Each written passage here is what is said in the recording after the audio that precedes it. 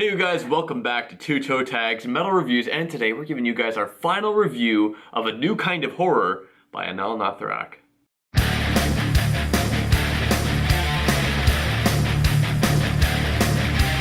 So to open up the floor here guys, after 1 week of listening to this album constantly, I can say this is a pretty damn good album, especially for its length. You know, we didn't really mention that much last week. This is like a 30-minute album.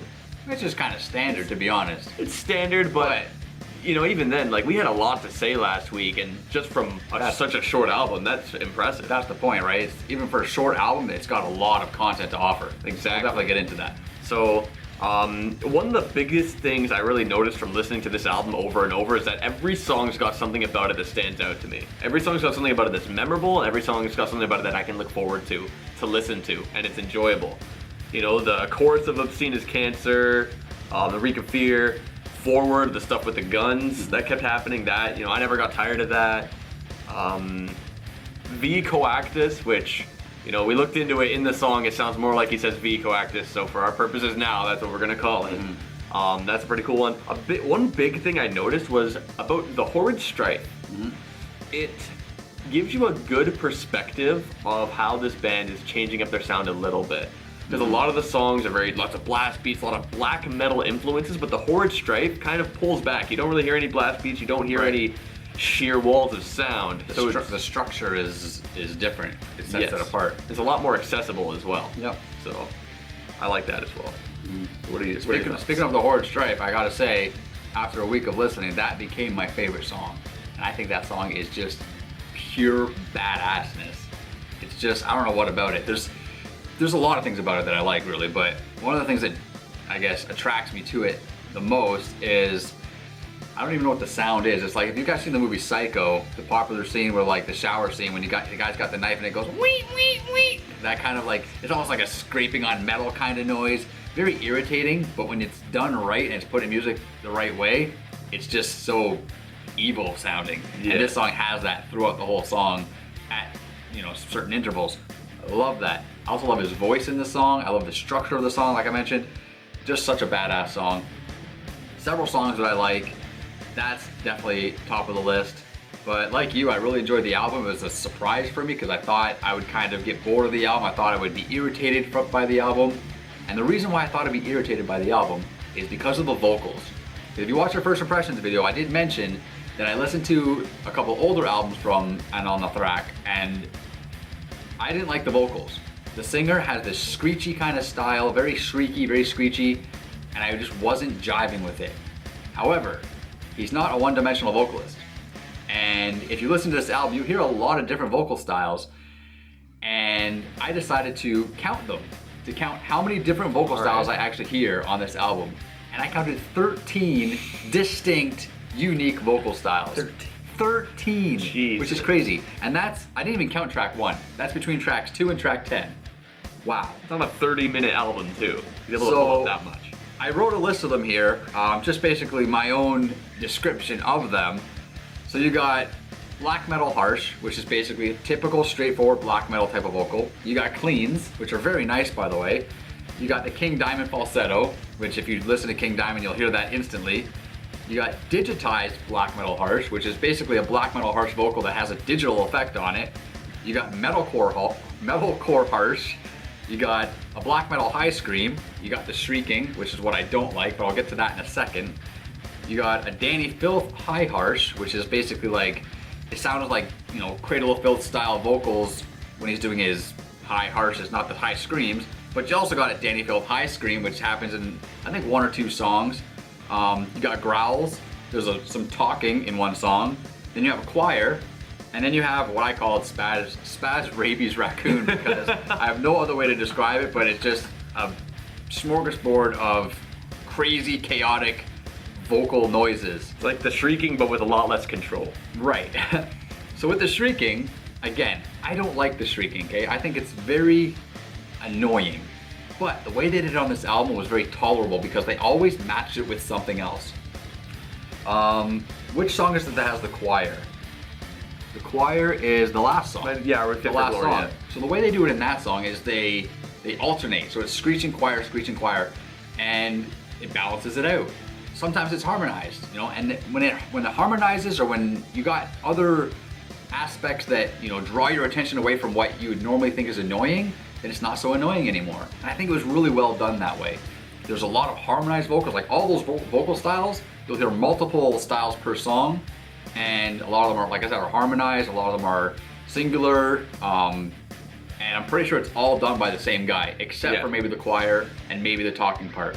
But with that said, like, that's a pretty diverse range of vocal talent. Impressive. It's impressive. I just realized I'm wearing my Danny Filth, Cradle of Filth shirt. I didn't realize that. Funny thing you mentioned about the shrieking though, you know, you were saying that you didn't really like it when you were listening to the other albums. I actually liked it a lot listening to the other albums. It gives such a gross and vile, disgusting quality to the music that I think Anaal Nathrakh really has down, and they just make it sound so gross in a good way. Really dark, mean, and just, it's really creeping on you. So I like it. I agree with that, and if I can add to that a little bit, the thing is, it's not that I don't like it, I just don't like that that's the style through the whole song. Yeah. You know, if you hear that kind of shrieking at like certain parts here and there, just to accent things, I'm like, yes, I'm all for it. But when you got a whole verse that's done in that voice, wears on you. I don't know, because it just sounds like this constant painful scream over and over again, and I don't get the metal of it. Like, it just sounds like painful. Exactly, it's painful. It's mean, it's rude, it's painful, it's uncomfortable. It's all right. It grew on me,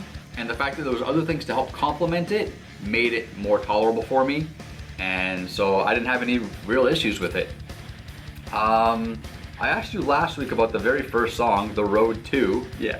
And I asked you how you felt about it being the intro track of the album. Has your opinion on that changed at all?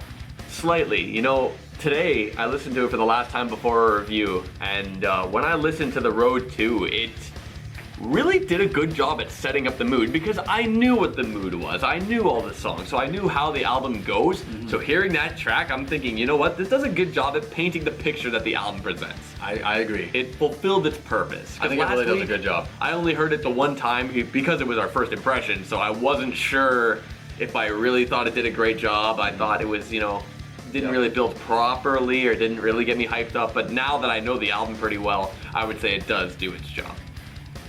Were there any songs that you kind of didn't like? You kind of maybe, did you skip anything, or was there anything that... Really, no. Like, every song I'd put on, and, you know, I would know stuff about it because I've heard it enough, and there was nothing where I said, screw this, skip it. You know, sometimes the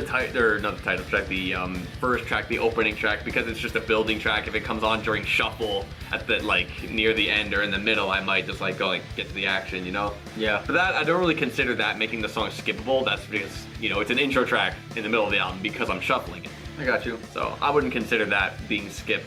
But yeah, all the songs really just had something about them that made me enjoy listening to them. I would say if I had to pick one, I would say The Apocalypse Is About You, which is track number 6, was the one that I liked the least. Probably because it has the most of the shrieking vocals. But with that said, I never skipped it. I still enjoy the song. I still think it's a great song. Like if you're forced to pick, then if I'm forced to pick a song that I like is at the bottom of my pile, that's probably one of them. But this album's like pretty full of pretty solid songs, not gonna lie. Yeah, it also has a lot of layering. Like when I would listen to the songs, I'd hear things I didn't hear before, like these horns. I forgot what song it was, but there were horns that were showing up in the background that I barely started to notice, like today. Yeah. So there's just a lot of depth and a lot of replayability to this album. Once again, this is a half-an-hour album, and it's got this much content. It's true. Which is impressive. I think we should get to ratings. All right, so who's rating first? I'll go first. So yeah, I mean, I thought I wasn't gonna like it. I thought, you know, this album was gonna get boring for me, and it didn't. I listened to it all week. I enjoyed listening to it. I was listening to it today several times, enjoying every listen. The vocals impressed me because of the diversity, like I talked about a minute ago.